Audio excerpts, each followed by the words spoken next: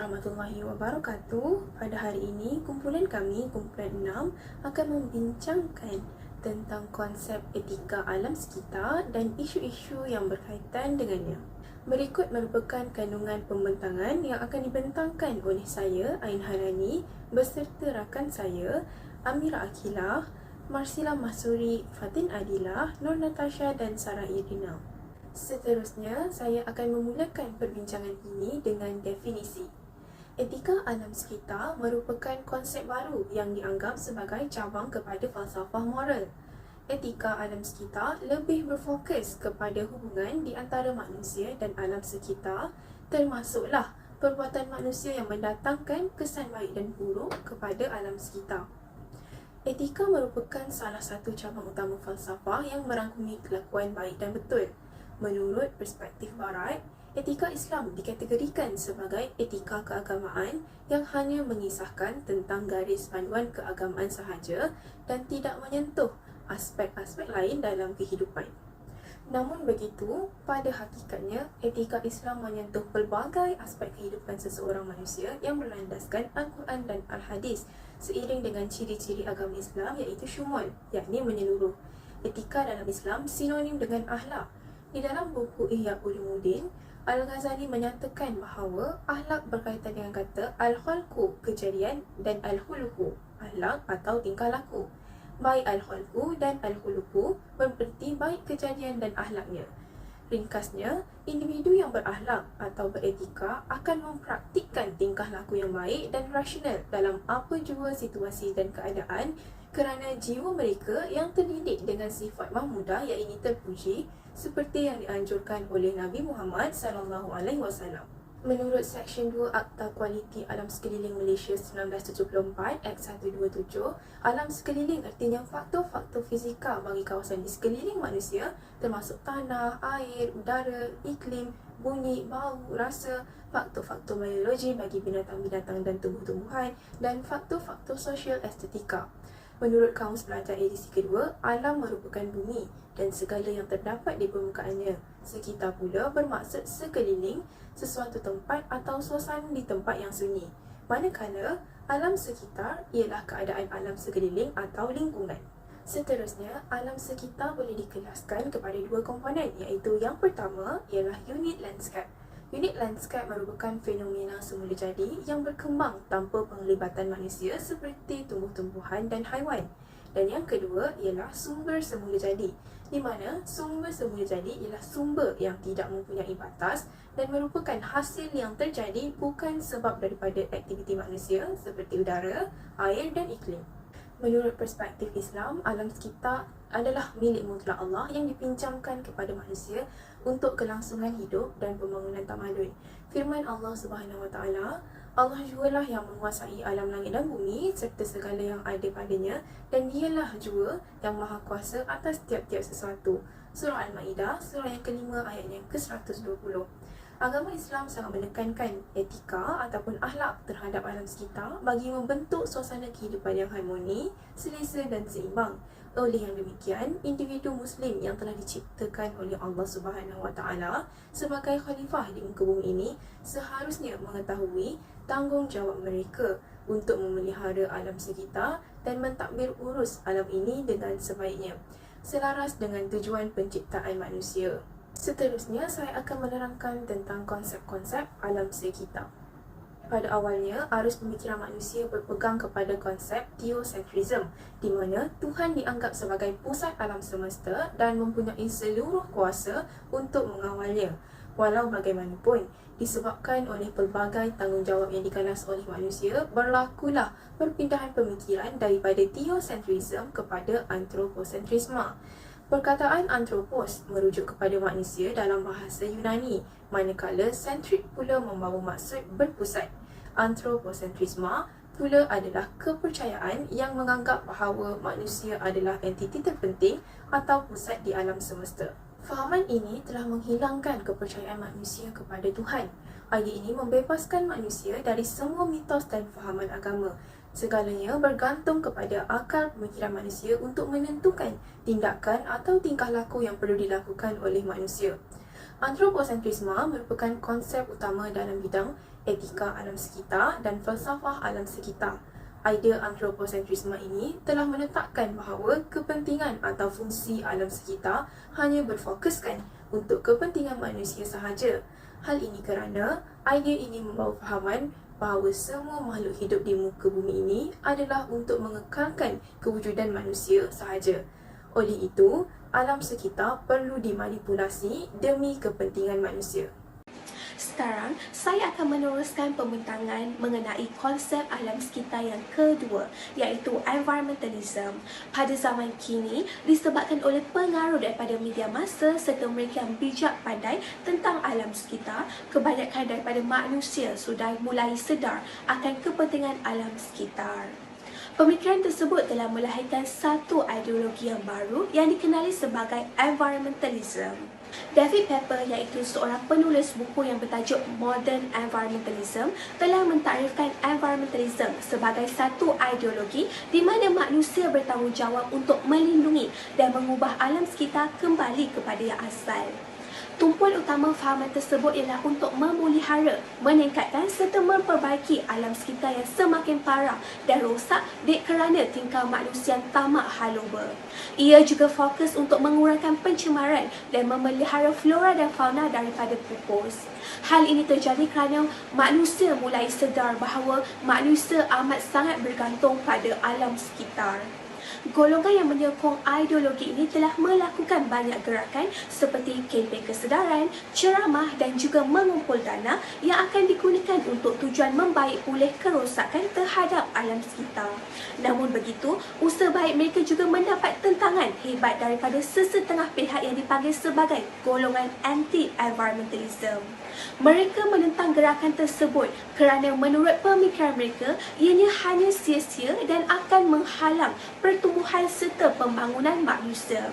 Daripada dua golongan ini, kita dapat melihat dengan jelas bahawa setiap individu atau ahli falsafah memiliki pemikiran dan pendapat yang bervariasi mengenai hubungan manusia dan alam sekitar.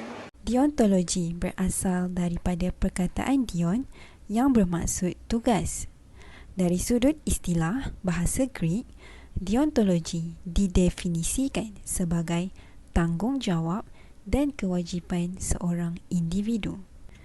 Teori etika deontologi ini diperkenalkan oleh seorang ahli falsafah Jerman, Immanuel Kant. Deontologi dipegang oleh golongan Kantian. Teori deontologi ialah satu etika yang menekankan konsep tanggungjawab manusia. Teori ini bertentangan dengan konsep consequentialism di mana penentuan sama ada tindakan itu beretika atau tidak adalah berdasarkan akibat-akibat tindakan tersebut. Tokoh penghujah paling terkenal itu percaya bahawa apa yang memberi nilai moral kepada sesuatu tindakan bukan akibatnya seperti yang dibawa konsep consequentialism kerana akibat-akibat tindakan itu bukan di bawah kawalan kita. Namun, tujuan tindakan kita itu di bawah kawalan kita. Maka, kita harus bertanggungjawab atas tujuan kita untuk membuat kebaikan atau keburukan. Teori deontologi menekankan prinsip apa yang bermoral ialah apa yang dipertanggungjawabkan. Menurut teori deontologi, individu yang bermoral ialah individu yang melaksanakan tanggungjawab tanpa melihat kepada akibat perbuatannya. Assalamualaikum, saya Nur Natasha binti Abdul Aziz akan membentangkan mengenai etika alam sekitar mengikut peradaban Eropah serta etika alam sekitar menurut pandangan Hinduism, Buddhism dan Kristian. Saya mulakan pembentangan saya dengan menerangkan etika alam sekitar mengikut peradaban Eropah. Seperti sedia maklum, nilai-nilai etika ini telah lama wujud iaitu seiring dengan kewujudan manusia. Walau bagaimanapun, tiada sebarang rekod ilmiah yang mempamerkan sebarang bukti bahawa masyarakat kuno mengamalkan nilai-nilai etika pada zaman tersebut. Akan tetapi, wujudnya nilai etika ini adalah disebabkan oleh terdapat interaksi antara manusia dan alam semula jadi. Sehubungan dengan itu, setiap masyarakat di muka bumi ini pasti mempunyai pegangan mereka yang tersendiri dalam memahami etika alam sekitar. Selain itu, seiring dengan peredaran zaman, perkembangan tamadun manusia juga telah menyebabkan perubahan dalam hubungan antara manusia dengan alam sekitar. Hal ini kerana pada tamadun yang terdahulu, manusia sangat bergantung kepada alam sekitar kerana alam merupakan sumber kelangsungan kehidupan mereka. Sebagai contoh, masyarakat terdahulu perlu bercucuk tanam, menternak serta memburu haiwan untuk dijadikan sebagai sumber makanan bagi meneruskan kehidupan. Namun sebaliknya, alam sekitar kini telah dikawal oleh manusia melalui perkembangan sains dan teknologi. Hal ini kerana di samping dapat menentukan cara hidup manusia kini, mereka juga telah mengubah struktur alam sekitar melalui perkembangan sains dan teknologi sehingga menyebabkan terjadinya pencemaran dan kemusnahan alam sekitar.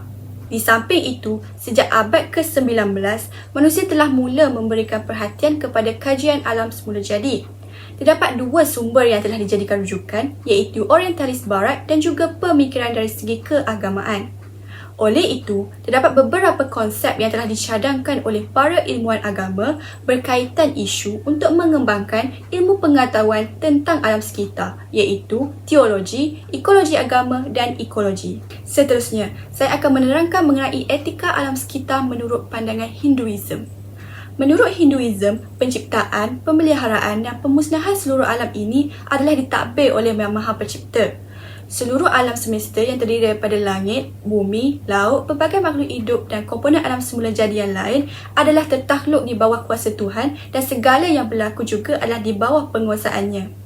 Menurut doktrin kesatuan wujud, ianya ada menyatakan bahawa seluruh alam semesta ini adalah berasal daripada Tuhan, iaitu Brahma. Oleh itu, dengan menerima doktrin kesatuan wujud tersebut, semua penganut agama Hindu dilarang untuk bertindak sesuka hati terhadap alam sekitar dan didorong untuk menghormati semua kehidupan yang ada di alam semesta ini.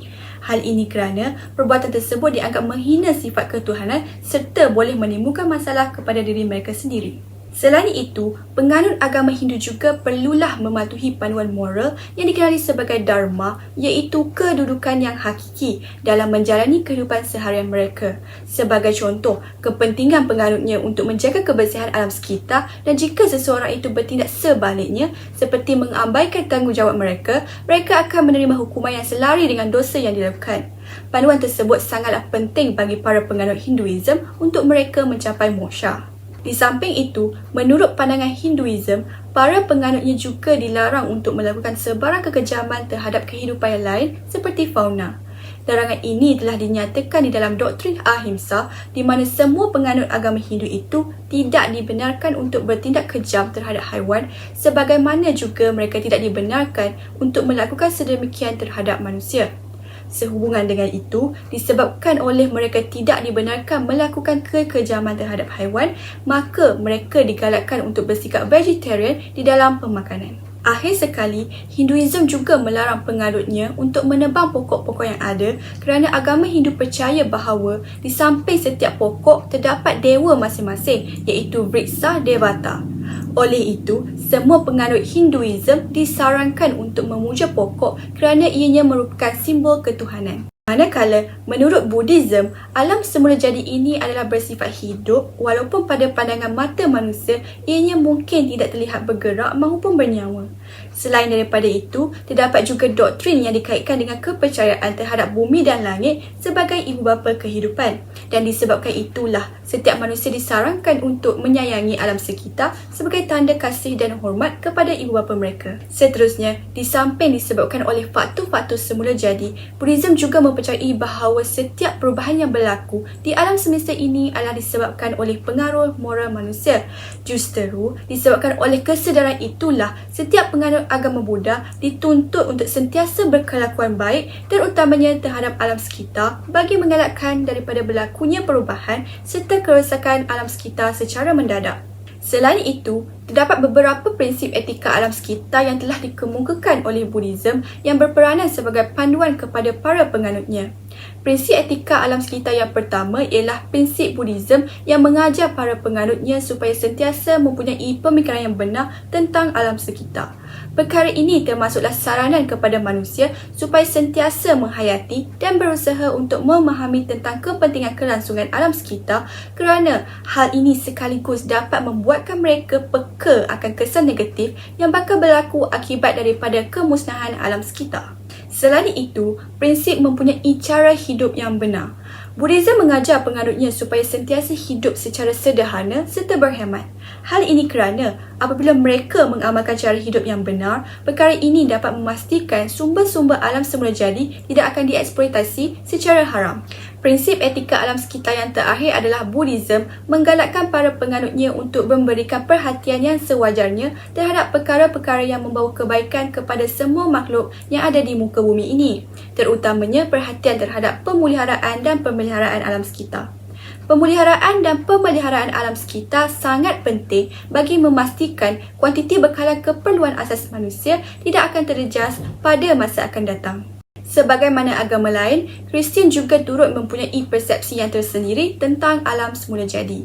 Hal ini dapat dibuktikan apabila para penganut Kristian mempunyai kepercayaan bahawa seluruh alam semesta ini, termasuk manusia, adalah diciptakan oleh Tuhan, iaitu daripada tiada kepada ada. Seterusnya, menurut pandangan Kristian, manusia merupakan cerminan Tuhan serta makhluk yang mempunyai keistimewaan yang tersendiri, terutamanya keistimewaan dari segi keintelektualan jika dibandingkan dengan ciptaan Tuhan yang lain. Jadi, mereka seharusnya menggunakan keistimewaan yang dikurniakan itu dengan menjalankan tanggungjawab sebagai pengurus alam sekitar, dan konsep tanggungjawab ini dikenali sebagai stewardship. Selain itu, Kristian juga mengajar para penganutnya untuk sentiasa sedar dan ingat bahawa Tuhan begitu menyayangi seluruh ciptaannya. Sehubungan dengan itu, manusia yang merupakan cerminan Tuhan hendaklah mempunyai sikap tanggungjawab serta perasaan kasih dan sayang dalam diri sendiri bagi mendorong mereka untuk bertindak harmoni terhadap alam sekitar sekaligus dapat menghalang mereka daripada melakukan sebarang kerosakan. Antara tanggungjawab manusia yang telah disebut dalam doktrin Kristian adalah memelihara dan melindungi sumber alam semula jadi termasuk persekitarannya. Berbeza dengan pandangan agama lain, Kristian mempercayai bahawa hubungan secara langsung antara Tuhan dan alam semula jadi tidak wujud dan perkara ini akan mengakibatkan berlakunya kemusnahan alam. Jadi, dengan keistimewaan yang ada, setiap manusia perlulah memainkan peranan yang penting bagi mewujudkan hubungan antara Tuhan dan alam semula jadi untuk mengelakkan daripada berlakunya kemusnahan. Manusia boleh memainkan peranan dengan menjadi perantara antara Tuhan dan alam untuk mengangkat martabat alam untuk dihubungkan dengan Tuhan. Oleh itu, apabila terjalinnya hubungan tersebut, manusia hendaklah sentiasa menjaga alam sekitar dengan sebaiknya dan tidak bertindak untuk memusnahkannya. Jadi, itu sahaja daripada saya. Sekian, terima kasih. Seterusnya, saya Sarah Erdina binti Rizwan akan menyambung pembentangan ini dengan menjelaskan tentang etika alam sekitar mengikut peradaban agama Islam. Sebagaimana yang kita ketahui, alam sekitar yang wujud semula jadinya memainkan peranan yang sangat kritikal dalam kehidupan harian seseorang manusia, bukan sahaja sebagai sumber makanan dan minuman, tetapi juga sebagai ubat-ubatan yang boleh dihasilkan menggunakan sumber alam sekitar yang bersih. Agama Islam yang berkonsepkan al-din merangkumi semua bidang kehidupan. Hal ini jelas dinyatakan di dalam Al-Quran yang memberi maksud mencangkupi seluruh aspek kehidupan manusia di dunia maupun di akhirat, yang sekaligus menekankan kita untuk sentiasa mengatur hubungan yang baik dengan alam sekitar selain daripada mengatur hubungan sesama manusia dan juga dengan Allah Subhanahu Wa Taala. Alam sekitar membawa maksud kebesaran, kekuasaan serta kebijaksanaan Allah Subhanahu Wa Taala yang apabila diteliti dan dihayati oleh seseorang umat Islam, ianya boleh meningkatkan lagi keimanan seseorang muslimin kepadanya. Oleh yang demikian, umat Islam perlu menjaga etika alam sekitar dan dilarang sama sekali melakukan kerosakan ke atasnya dengan sengaja. Seterusnya, saya akan membincangkan tentang etika alam sekitar mengikut peradaban agama Islam dari sudut akidah. Akidah merupakan kata pinjaman dari bahasa Arab, iaitu aqadah, yang dari sudut bahasanya membawa maksud ikatan atau pegangan janji yang kuat, dan dari sudut istilah pula ia bermaksud kepercayaan dan keyakinan yang kukuh atas kewujudan Allah Subhanahu Wa Taala serta sifat-sifatnya dan kesempurnaan berdasarkan dalil nakli dan akli. Etika alam sekitar wajar diambil berat dan dipelihara kerana apabila seseorang itu yakin atas kewujudan dan kekuasaan Allah Subhanahu Wa Taala, mereka akan mempertahankan akidah daripada dirosakkan atau diselewengkan dengan menggunakan iman sebagai asas dalam pengurusan alam sekitar. Kepentingan akidah dalam memperkasakan etika alam sekitar sangatlah kritikal kerana ia berkait rapat dengan keagungan kekuasaan Allah Subhanahu Wa Taala. Lantaran itu, melalui pegangan akidah yang kuat dan berlandaskan Al-Quran dan As-Sunnah, manusia boleh menguruskan dan menjaga persekitaran alam dengan baik, misalnya dengan tidak membuang sampah merata-rata yang dapat mengelakkan daripada berlakunya pencemaran alam sekitar pada masa hadapan.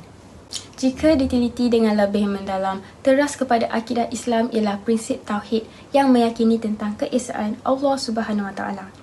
Menurut prinsip tauhid, Allah bukan sahaja mencipta seluruh alam semesta, tetapi turut mengatur perjalanan serta pengakhiran ketika sampai masa yang telah ditetapkan. Menyedari hakikat tersebut, Allah Maha Kuasa untuk memberi balasan baik maupun buruk terhadap seluruh perlakuan manusia di muka bumi ini. Sesuatu perkara dianggap salah dan tidak beretika apabila ianya salah di sisi undang-undang, walaupun ianya berkemungkinan membawa banyak kebaikan kepada ramai golongan individu. Sebagai contoh, pembuangan sisa toksik di dalam sungai adalah tidak beretika dan berdosa, walaupun ianya dapat memberi keuntungan kepada sesebuah syarikat dengan menjimatkan masa dan kos pembuangan yang tinggi. Akhir sekali, umat Islam wajib berlaku jujur dan amanah dalam mengikuti seluruh suruhan dan ajaran Islam dalam menjaga dan memelihara alam sekitar. Seterusnya, mari kita lihat etika alam sekitar mengikut peradaban agama Islam dari sudut syariah pula. Syariah berasal dari kata kerja syara'ah yang membawa maksud segala hukum dan peraturan yang ditetapkan oleh Allah Subhanahu Wa Taala untuk hamba-Nya yang berasaskan Al-Quran dan Al-Hadis. Memelihara alam sekitar dan pemeliharaannya jelas merupakan kewajipan setiap umat Islam dan patut diambil berat serta dijaga dengan baik mengikut undang-undang yang telah ditentukan oleh syarak.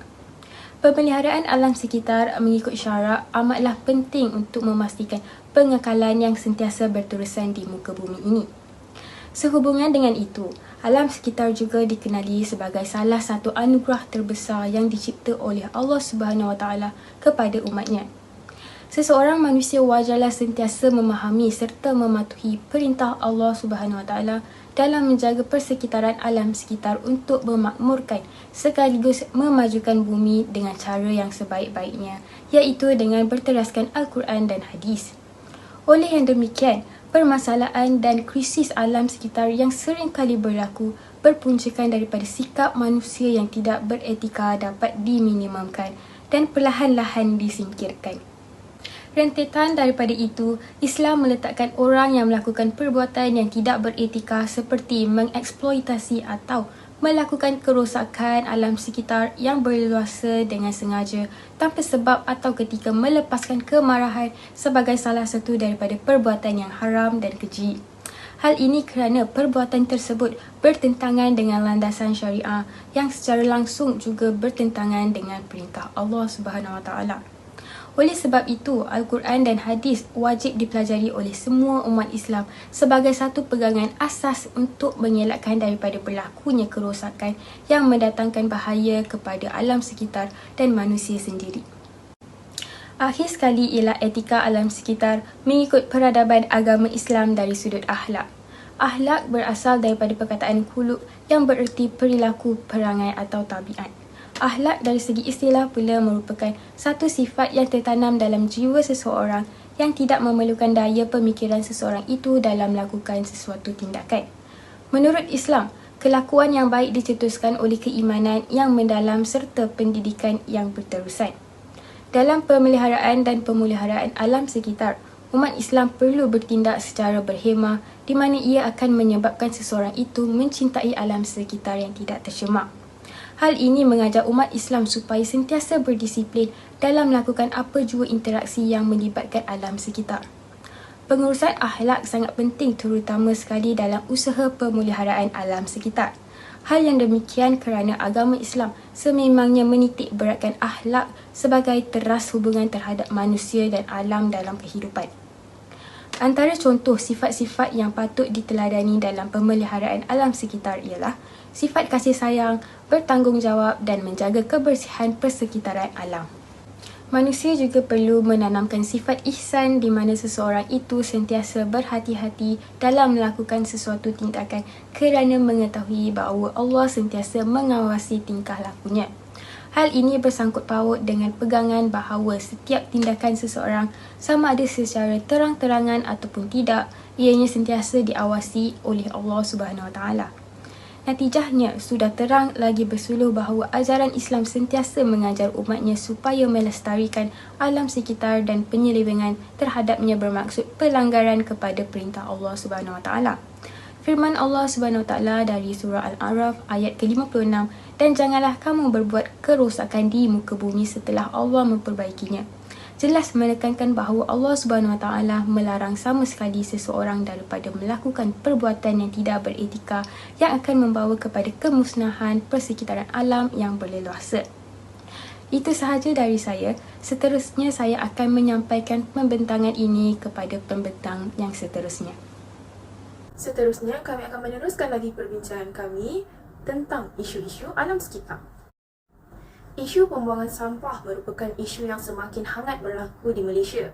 Pencemaran sampah boleh ditakrifkan sebagai pembuangan bahan hasil daripada aktiviti manusia ke atas alam sekitar. Berdasarkan laman web rasmi Majlis Keselamatan Negara (MKN), sebanyak 36,699 tan sampah dibuang setiap hari. Secara purata, 1.17 kg sisa pepejal telah dibuang dalam sehari oleh rakyat di Malaysia.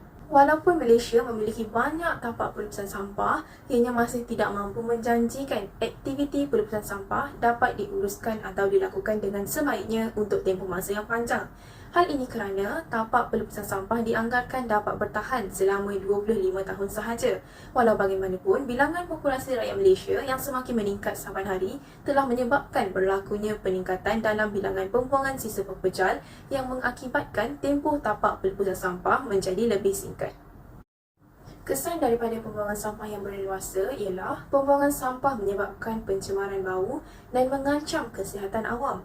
Menurut berita yang dilaporkan oleh Utusan Malaysia pada 5 Oktober 2022 yang lalu, penduduk yang tinggal berdekatan tempat pembuangan sampah di Taman Perumahan Awam, Kos Rendah Mengabang Liko, Batu Rakit menderita hidu bau busuk sejak setahun yang lalu, kesan daripada longgokan sampah yang tidak diuruskan oleh pihak yang bertanggungjawab.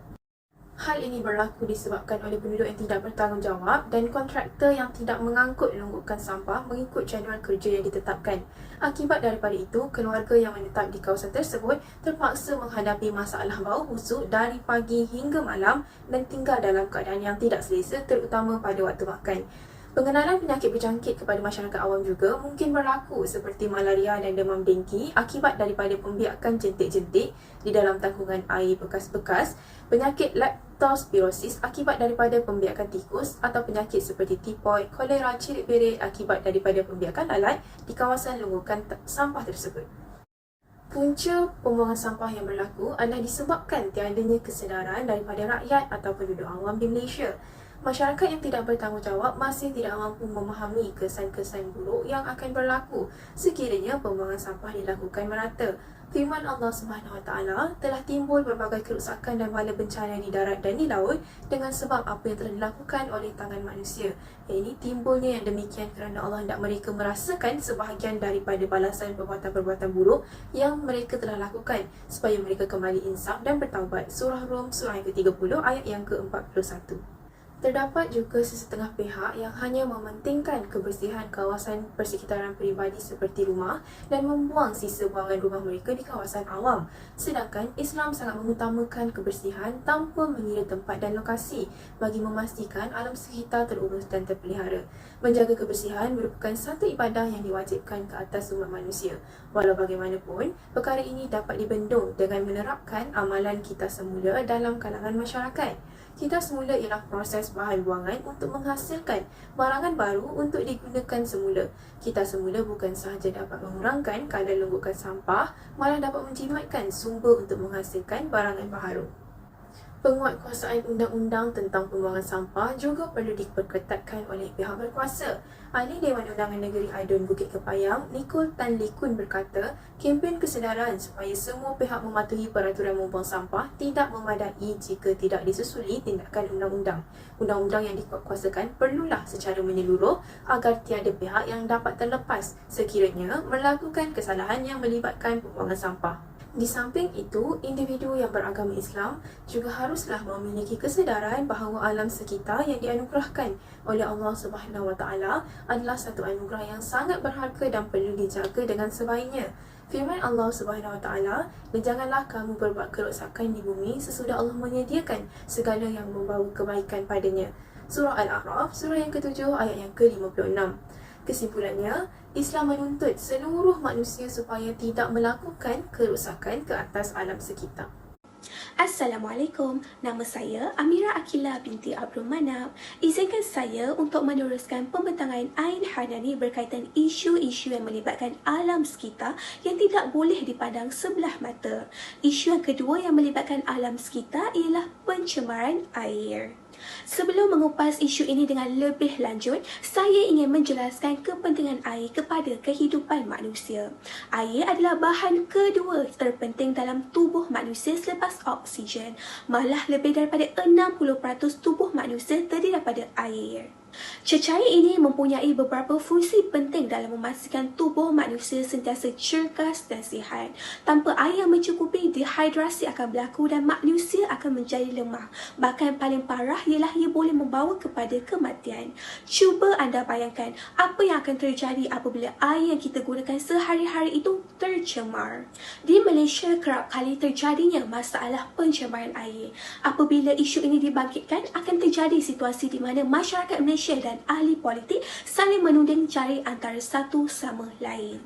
Sebab utama terjadinya pencemaran air adalah disebabkan oleh pembuangan sisa toksik yang berbahaya dan sisa kumbahan oleh individu-individu yang tidak bertanggungjawab. Individu tersebut hanya memikirkan kesenangan diri sendiri tanpa memikirkan impak buruk perbuatan mereka untuk jangka masa yang panjang. Jika kita lihat pada slide sekarang ini, slide sedang memaparkan sekeping keratan akhbar di mana baru-baru ini Akhbar Sinar Harian menerbitkan satu berita yang bertajuk Sungai Rambai, Sungai Paling Tercemar di Malaysia.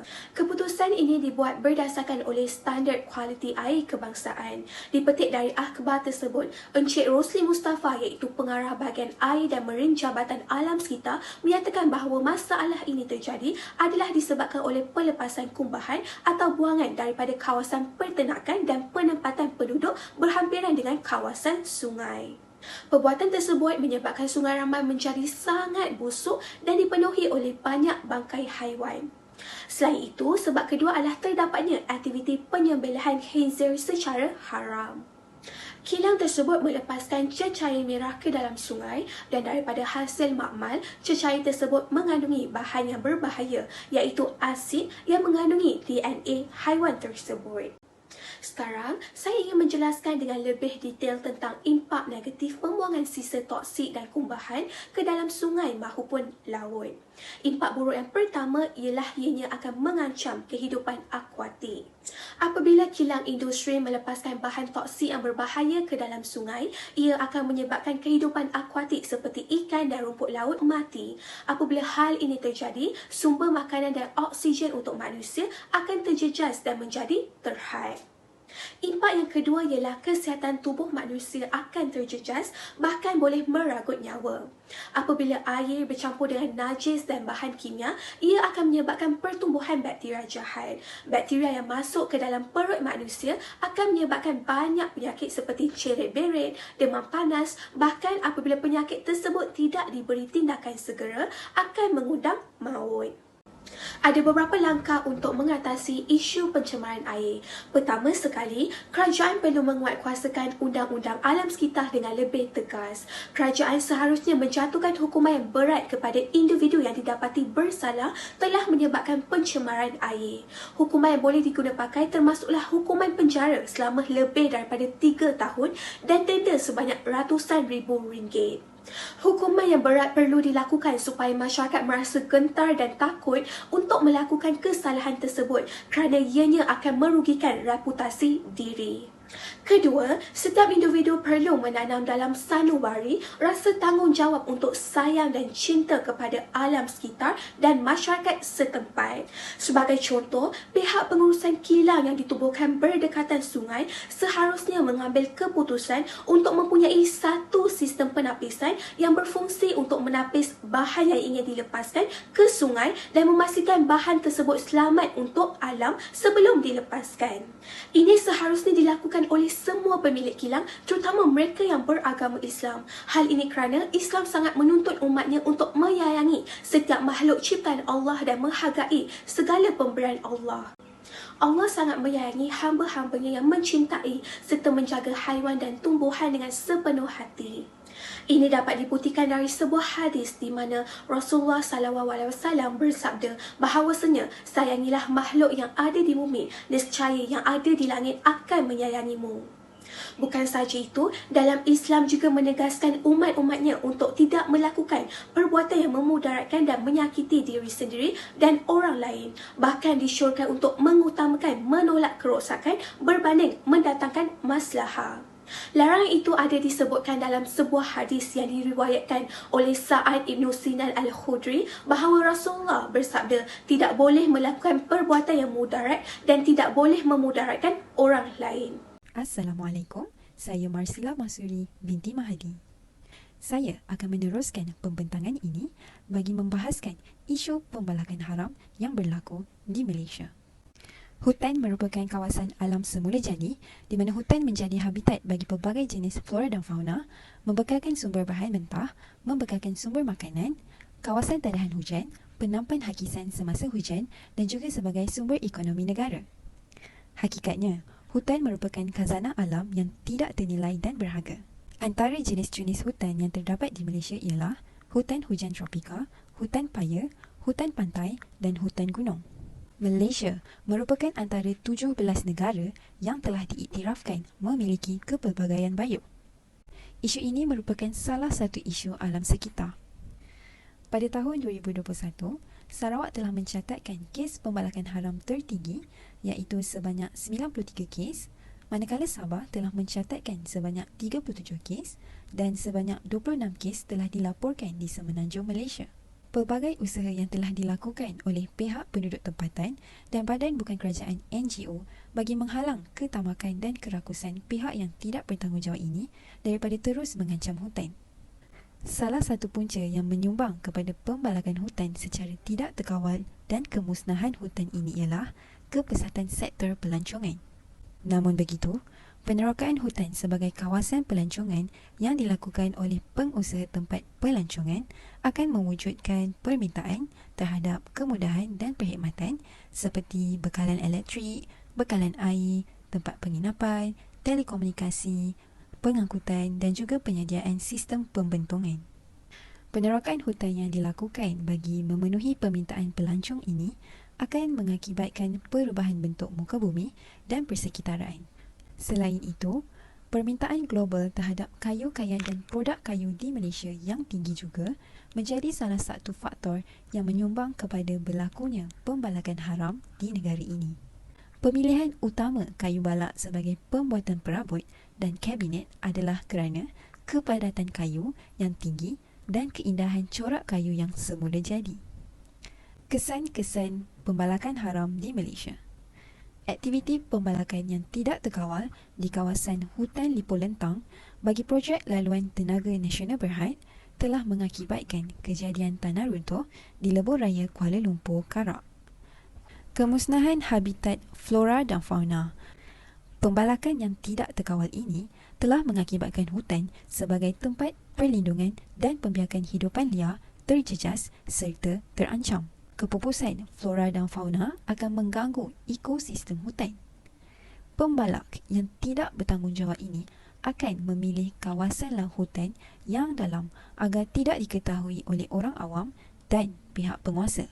Seterusnya, saya akan membentangkan tentang kepentingan alam sekitar kepada individu. Antara kepentingan alam sekitar kepada individu ialah alam sekitar membekalkan oksigen untuk pernafasan, makanan, air dan tempat tinggal.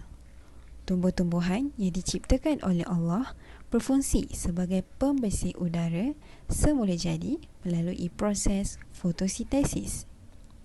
Proses fotosintesis ini juga melibatkan pertukaran gas karbon dioksida dan menghasilkan oksigen dan tenaga kepada manusia.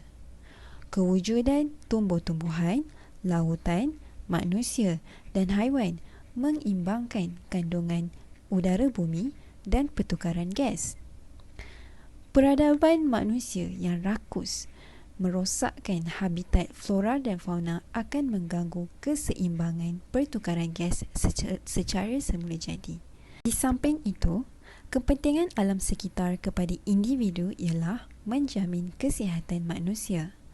Sumber air yang bersih, kualiti udara yang bersih, tumbuh-tumbuhan sebagai sumber ubat-ubatan memberikan kesan yang positif kepada kesihatan manusia. Air adalah keperluan asas manusia.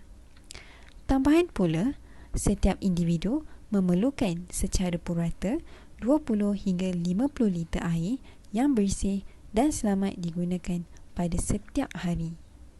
Air yang tercemar akibat kerakusan pihak yang tidak bertanggungjawab memerah alam ini bukan sahaja kotor, malah membawa kepada penyakit sehingga menyebabkan kematian seperti penyakit diarrhea. Udara bersih secara semula jadi merupakan khazanah alam yang tidak ternilai. Udara bersih dan segar mampu menguatkan sistem imunisasi kepada individu. Oksigen yang mencukupi akan menyebabkan sel darah putih berfungsi dengan lebih efektif untuk membunuh bakteria dan benda asing. Sekiranya udara ini tercemar, sistem pernafasan manusia akan terganggu. Malaysia amatlah bertuah kerana dianugerahkan dengan kepelbagaian tumbuh-tumbuhan ubatan yang berpotensi dijadikan penawar. Perubatan tradisional telah menyumbang kepada penyelidikan secara farmasi bagi membantu penghasilan ubat dalam skala komersial.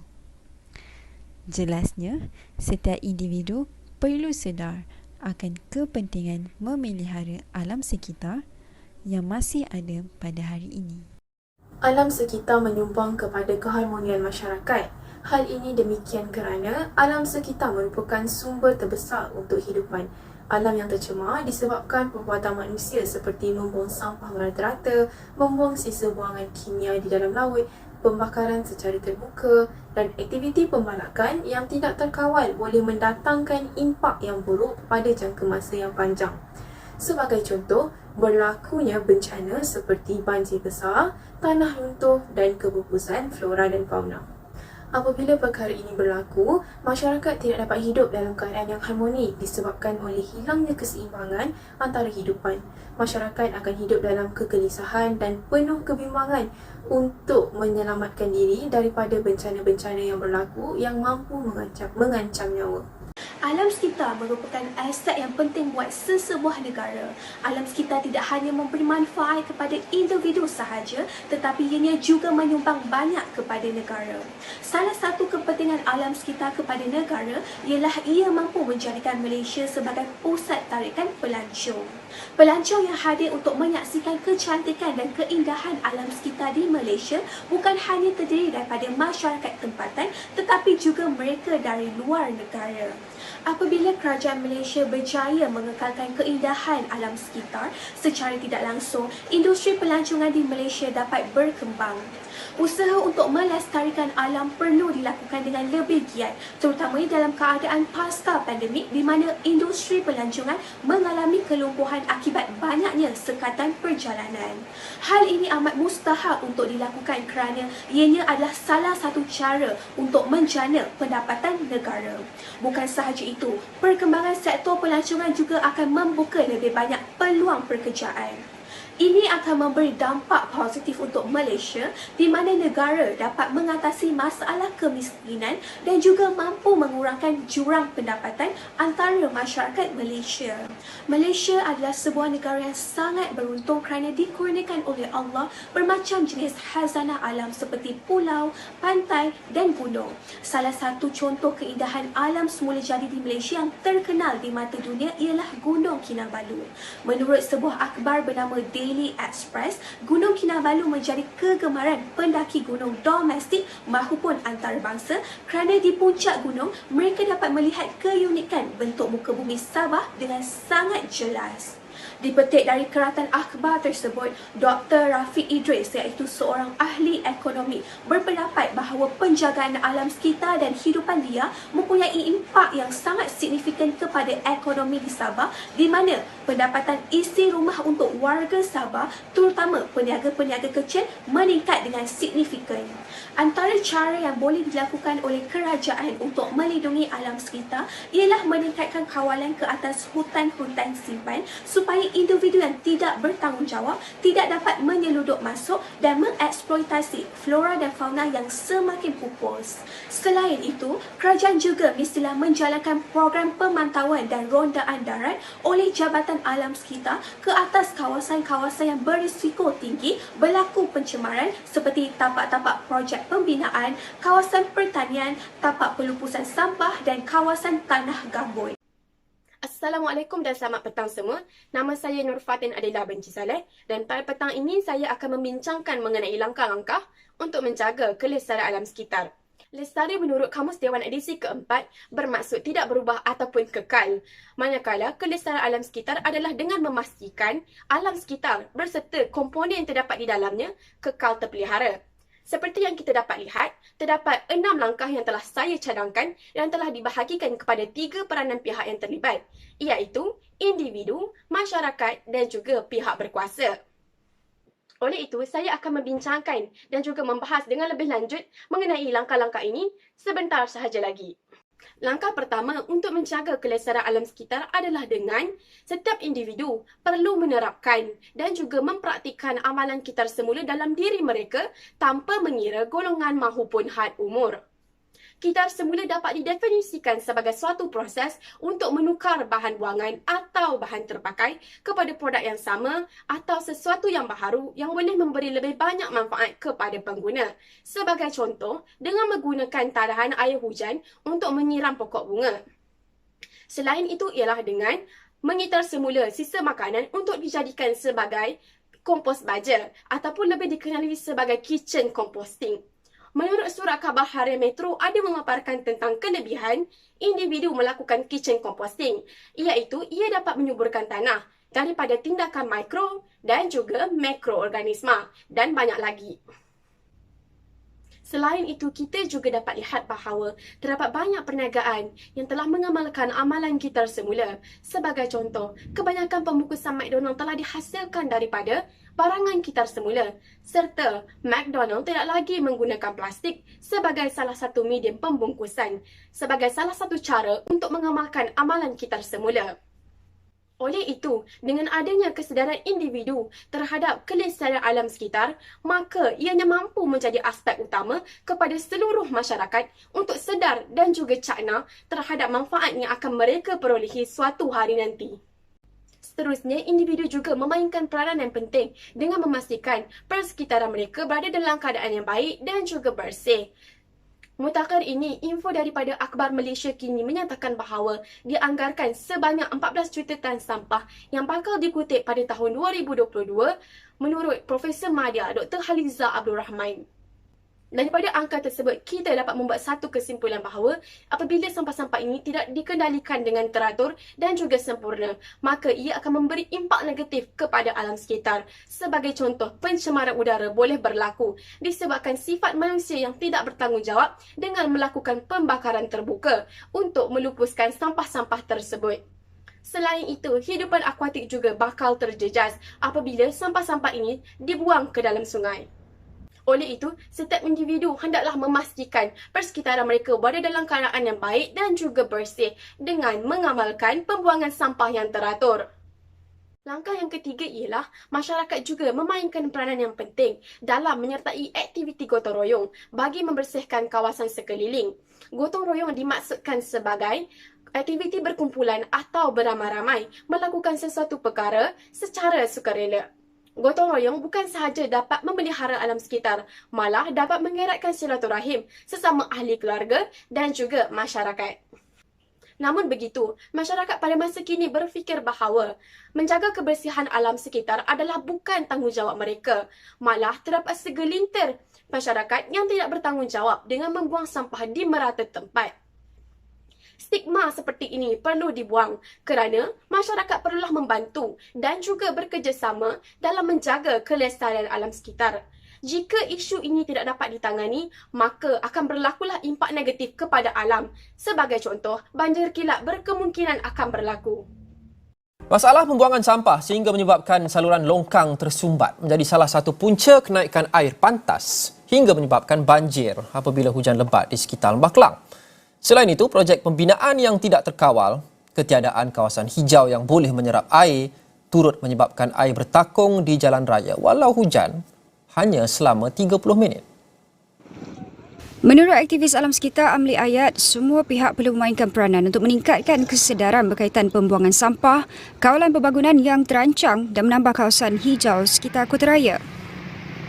Sampah. Ya. Di Shah Alam dulu, sampah merupakan salah satu faktor kenapa berlaku banjir yang besar, yang dahsyat di Shah Alam dan Langat. Ya, banyak sampah-sampah yang dibuang sama ada oleh masyarakat tempatan di Merata-Rata ataupun dari pasar-pasar ataupun pasar malam. Yang kedua, banyaknya projek-projek pembinaan yang tidak terkawal.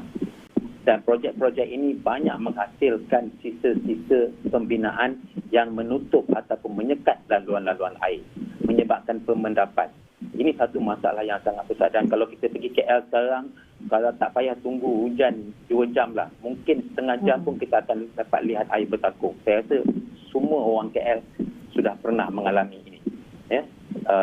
Pasir, kemudian batu bata. Jadi kenapa ini berlaku? Ya?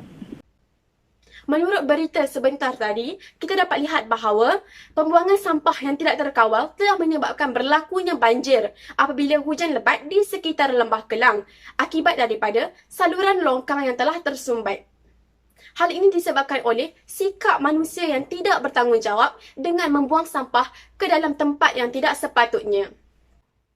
Oleh itu, dengan bergotong royong membersihkan kawasan sekitar, maka isu ini dapat ditangani.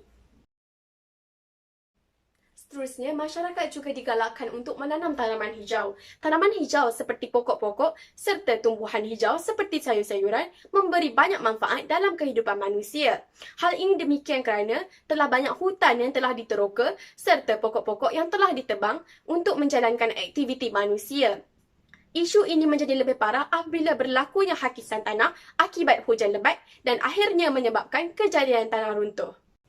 Baru-baru ini, Malaysia telah digemparkan dengan kejadian tanah runtuh di Batang Kali. Melalui akhbar berita harian, insiden ini disebabkan oleh pembalakan dan juga pembinaan jalan raya yang telah melemahkan struktur cerun terutama sekali pada musim hujan. Oleh yang demikian, masyarakat digalakkan untuk menanam tanaman hijau. Sebagai contoh, pihak sekolah serta ibu bapa hendaklah memainkan peranan dengan menanam tanaman seperti pokok-pokok bunga di kawasan sekitar bagi menjaga kelestarian alam sekitar. Kesannya ialah ia dapat mewujudkan persekitaran yang tenang dengan kehijauan serta masyarakat dapat menikmati udara yang segar dan juga bersih tanpa pencemaran. Selain itu, masyarakat juga dapat hidup dengan gaya yang sihat. Di samping itu, pihak berkuasa juga memainkan peranan dengan mengadakan kempen-kempen kesedaran alam sekitar. Kempen ini bertujuan untuk membuka mata seluruh masyarakat mengenai isu alam sekitar yang akan menjadi lebih kritikal apabila mereka mengambil enteng mengenai perkara ini. Kempen-kempen yang boleh dilakukan adalah seperti kempen Sayangi Alam, kempen Kita Semula dan banyak lagi. Kempen-kempen ini boleh disampaikan kepada seluruh masyarakat melalui platform media massa seperti menyiarkan serta memperbanyakkan rancangan dan juga iklan yang menarik berkaitan dengan kempen kesedaran alam sekitar. Sebagai contoh, pada bulan Mac yang lalu, Kerajaan Selangor telah mengadakan kempen yang dinamakan sebagai Kempen Earth Hour 2022 yang dilakukan selama 1 jam, iaitu pada pukul 8.30 malam sehingga 9.30 malam. Dan premis-premis perniagaan, bangunan-bangunan pejabat serta kediaman rumah diminta untuk mematikan lampu yang fungsinya tidak penting sebagai tanda sokongan kepada kempen tersebut. Oleh itu, melalui pelaksanaan kempen, seluruh masyarakat dapat bersama-sama menjaga kelestarianan dengan melaksanakan dasar serta menguatkuasakan undang-undang yang berkaitan dengan alam sekitar.